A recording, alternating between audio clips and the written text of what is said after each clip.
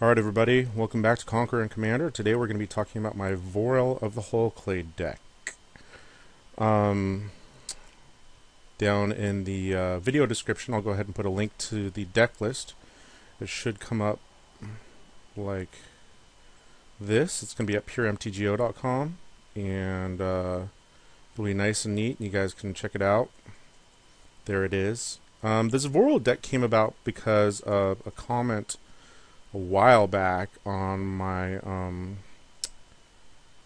my discussion section of my webpage. Oh, by the way, my name actually got changed to Conqueror and Commander. It's not Leviathan 708 anymore. So if you guys are confused about that, I'm not really sure what happened or how that happened, but there was some sort of update. Anyways, 3 months ago, Nihao Chow Cow? I don't know. Asked for a Vorel deck, and I was like, that sounds interesting, and I decided to kind of put one together because the Simic colors aren't really things that I play with a lot, combined at least. And so here's the deck. Vorel basically wants you to add counters to all your stuff, and it's similar to an Experiment Croj deck. And I made an Experiment Croj deck a long time ago, probably like 3 years ago now. But Vorel's a little easier to work with because he's cheaper, and instead of just adding one counter, he doubles them. So a lot of people, it's got 2 restrictions. It can't add counters to enchantments. I don't know why you'd want to do that. I don't care. No. And also, it can't add counters to the planeswalkers. So let's just jump right into it. Basically, what I wanted to do was really mess with the +1/+1 counter, and then a few extra little added bonus guys as well. So this whole pile right here is guys that just deal with counters, and that's about it. Let's go ahead and start at the top here. Scoop Mob is cheap and can add just tons of counters to himself. The Tusk Caller I liked mainly because I've got a little bit of untapping stuff in the deck, and you can mass a ton of elephants if you want. This is my first deck with Lighthouse Chronologist, and I actually managed to get them all the way leveled more than once. And it's nice to be able to get all those extra turns when necessary. Ring of Colonia makes your big guys trample and gives counters. Renegade Krasis has Evolve. Gilder Baron can double counters on any permanent. But as you'll see in a minute, I did not add any Planeswalkers. And that was kind of a conscious decision, and I'll talk about it in a little while. Champion of Lamholt adds counters to herself and then makes your dudes unblockable. Master Biomancer adds counters. Forgotten Ancient adds counters. Increasing Savagery is just a good deal for the price. 5 +1/+1 counters with flashback as well. Darksteel Reactor. This card I actually managed to pull off a win with a couple times. And the first time I did it, I felt a little bit... I don't know, a little bit almost like if I were playing an Infect deck and won with it. I felt dirty, is what I felt. You know, after a while, I didn't really mind it so much because people can kind of see what's going to happen. Darksteel Reactor is an interesting card, and I managed to make it win more than once. Colonian Hydra is awesome just because it just adds tons of counters. Doubling Season, obviously good. Eternity Vessel worked great a couple times, except it, you know, because you can get, I've managed to get myself up into like the 800 or 1,000 life range with him, but he doesn't do anything about commander damage, and that's what killed me that one time. So Primeval Bounty, actually, I just wanted to play with this, and it seemed like it fit multiple areas. It gave creatures, it gave me life, and it gave me counters, and I only managed to get it out once, and when I did, it was really good. Vastwood Hydra, I was a little bit underwhelming. I wanted to play with it because it was a new card, and it seemed interesting, and didn't do as well as I wanted it to, mainly because its main competition was Primordial Hydra, which was a friggin' beast. This guy just kills people outright. And it doesn't take much for you to be able to like get him into the 30 or 40 power range, and he just gets bigger if he lives.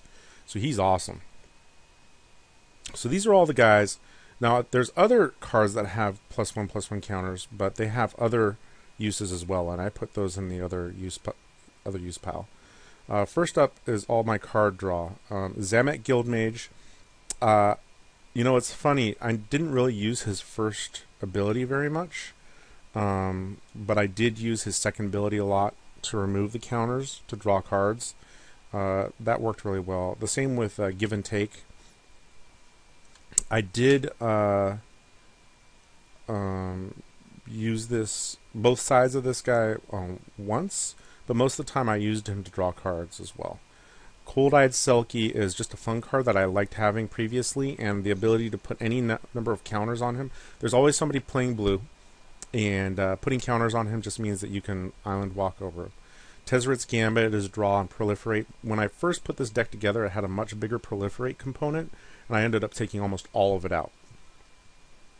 But Gambit stayed. Fathom Mage obviously is good at drawing cards. Greater Good, when you have a huge Primordial Hydra or something like that, you can sacrifice it, draw cards. Overbeing of Myth doesn't necessarily fit the theme, but I did like creature-based draw, and I like that it was big, and I just like the card, and I never get to play it, so it stayed in here. Prime Speaker Sagana, obviously additional draw with counters and stuff like that. Time Spiral proved a double use of Graveyard Hate plus draw. So, and I'll be honest, I almost always stick Time Spiral in every single one of my blue decks. I just love the card. Alright, so let's go ahead and look at the destruction. I've got Nature's Claim, Pongify, Rapid Hybridization, Ulvenwald Tracker. You're almost always going to have like the biggest creature on... Well, not almost always, but a lot of times you will have the biggest creature on the table, and the Tracker does a good job of killing off stuff. Oblivion Stone, just because you need the board wipe. Beast Within, obviously good. Lux Cannon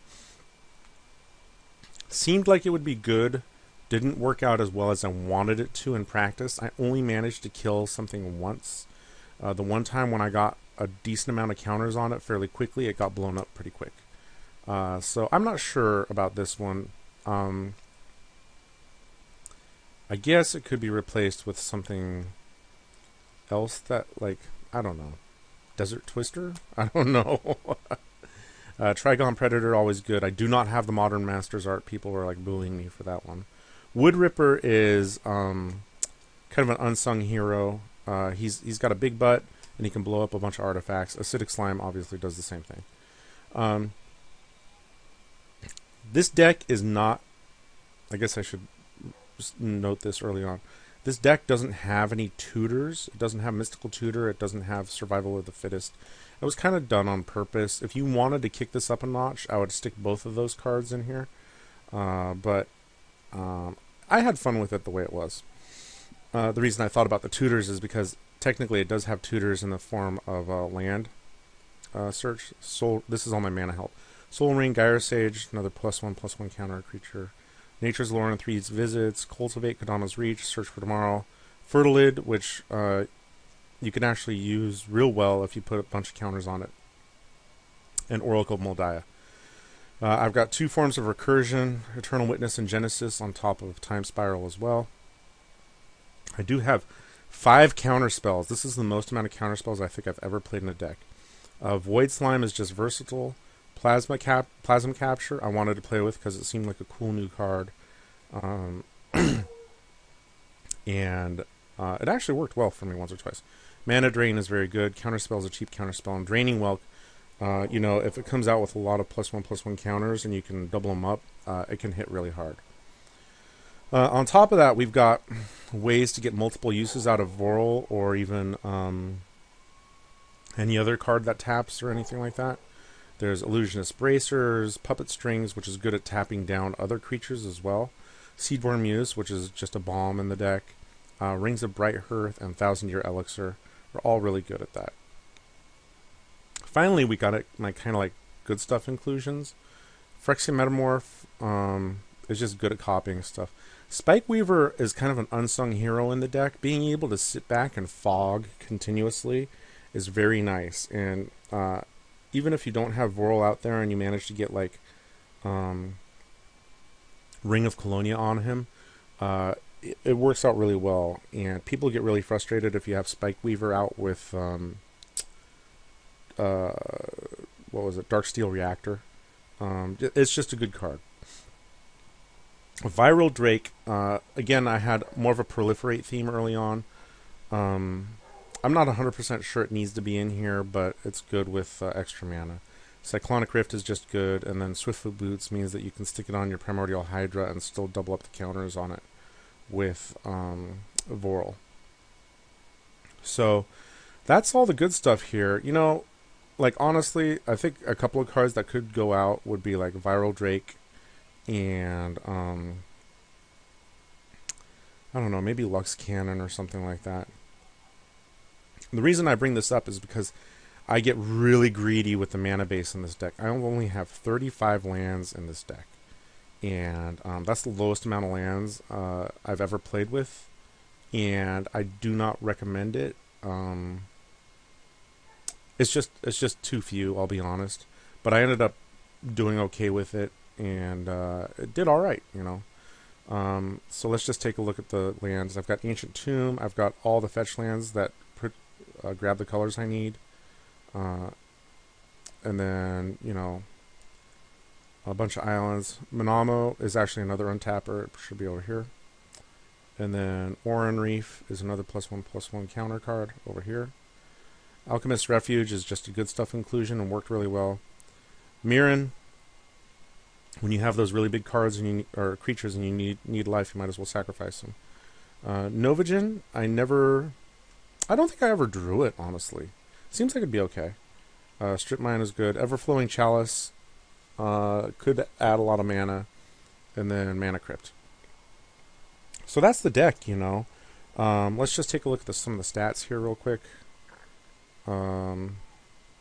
Here's the mana curve. The average CMC is 3.15, which is part of the reason why I thought I could get away with 35 lands. And it's pretty much tops out the 3s. It's a nice little curve, nothing over 7, you know. And the deck did pretty well. You know, it has counter spells, and it's got card draw, and it's got land search, and it's got ways to blow things up. Like I said, to really push it over the top, I would probably add at least 2 more lands, get in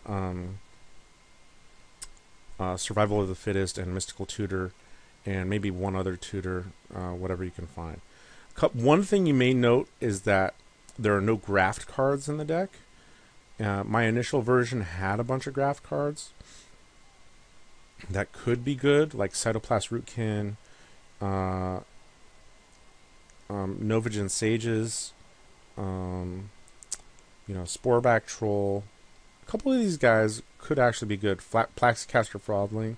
The problem is the graft mechanic on Magic Online is a pain in the ass to deal with, and I just didn't want to deal with it. So none of these graft guys actually made it to the deck.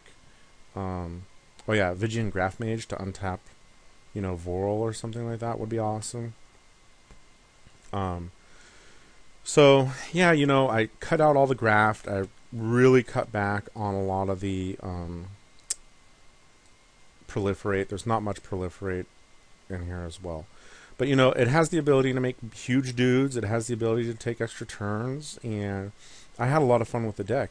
You'll see in the game that occasionally I'll run out of draw. But, you know, for the most part, it ends up working out all right. Okay, thanks a lot, guys. And stick around for some gameplay.